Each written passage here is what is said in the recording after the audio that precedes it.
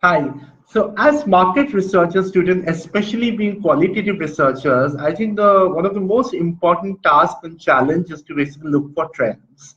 I think every client today and every agency and every people who are in our industry, they like to talk about consumer trends and what's happening around. So it's essentially about gauge an ability to develop an ability amongst us to see what's going to happen in the future. So it's all about futurism, and it's all about consumer futurism. What we have to basically find out in our profession. So being qualitative researcher, the job becomes extremely exciting, challenging, to immerse into their lives and trying to understand what's happening in their lives and what's going to be the future trends. Um, it might sound like an easy job, but it has its own challenges.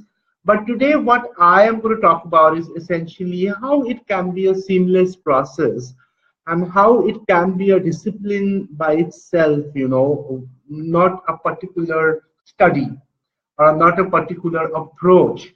But while we are doing things on a day-to-day basis in different kind of studies or research projects, or even when we are basically hanging out in the weekends, how qualitative researchers can really spot the trends, or as we say, a cool hunting.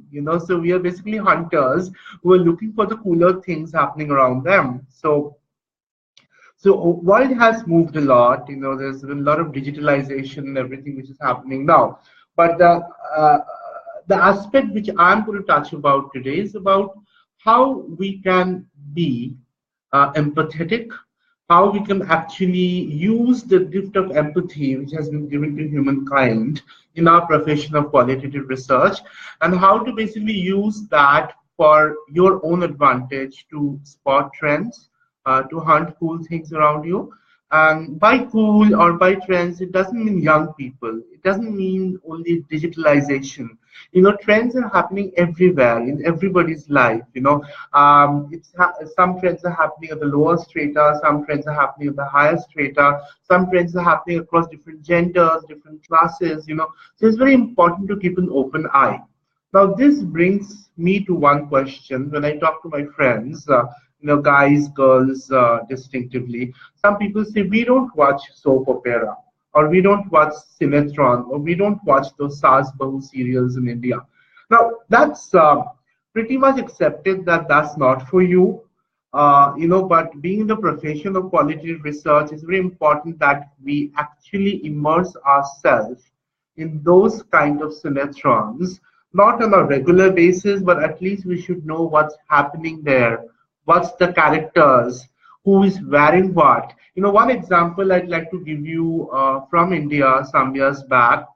In India, married woman, the Hindu married woman, the tradition is basically applying vermilion. So vermilion is basically a red mark, a red powder, basically, which is essentially made of mercury and some other elements, and I just can't explain that. But that's about applying that to show marriagehood. It's pretty much like what is hijab among the Muslim women also. Just as a symbol of a good, pious Muslim woman. That vermilion or the red dot is also about a symbol, a sacred symbol of a married woman. Now, over the years and over the ages, these symbols, which are religious, or which are about a community, which is about a status, of marriagehood, here, it evolves and it becomes a style statement over the time. So if we go around 5, 6 years back, we'll see that through the cinetrons, which are basically soap operas in India, the women started doing different kind of patterns and different kind of designs on their forehead. Just where it starts here. This is Sindoor became a fashion statement. It was no more basically about just being a symbol of being married, but it was also a fashion statement. Similarly, it also happened in some parts of the Muslim world. If you look at Indonesia, the woman, the hijab has evolved also as an expression of their own identity. Also, it has evolved as a fashion statement. So these are the kind of things which are brought by some of the media. Sometimes, the human beings, the consumers, they're actually the byproducts of the media they are consuming. And that's another subject of semiotics where we can talk about all this later. But essentially, it's very important as qualitative researchers just not to, and I'm talking about the young qualitative researchers who will be coming in this profession, don't limit yourself just to the kind of content which you feel is relevant for you, because you feel this other kind of content like a Cineatron or a soap opera is just not for you, it's not cool for you. That's not actually correct. Looking at it from a professional angle, if you're becoming a qualitative researcher in the market research fraternity, it's very important to keep an open eye and to just look through what's happening in the different age segments or different classes. Because different classes are consuming different kind of media. So today, essentially, I'm talking about looking at the media and looking at what's happening in the media sector in a little bit of deeper way to see how it's impacting the behavior and attitude of those particular target segment of consumers. So it might be socioeconomic class B, C, D, A, but what are the kind of changes happening, and what are the kind of things changing as a result of the impact coming from the media we are consuming. So it can be television, it can be digital, it can be movie. So that's one way of really, really, cool hunting or spotting for the trends, what's going to happen, or what's basically, kind of things which are affecting the life of the people today, and which will become a very big pattern or very big trend over the last 5 to 10 years. So that's quite an easy way, you just have to give an open eye and just have to be very open to receiving different kind of stimuli, what's happening around in different person's life. So empathy plays a very, very important role.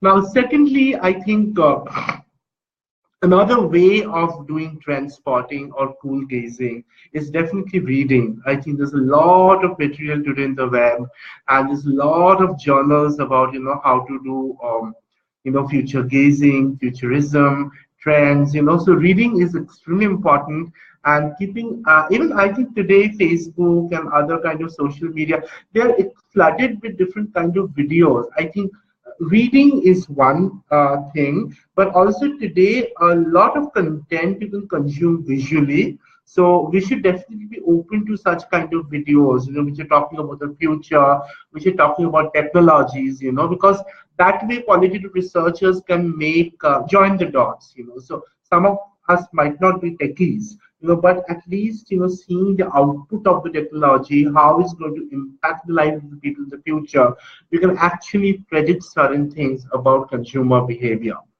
So that brings me to an example of digitalization. How everything is becoming digital, payments are becoming digital. Everybody's paying digitally, through PayWave in Singapore, or through Paytm in India, or Alipay in China. It's becoming very, very normal.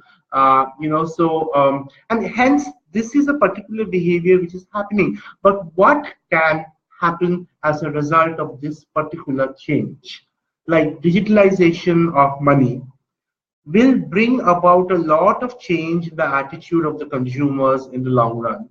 For example, the fear of getting tracked, which I talked in the previous video, will increase among consumers.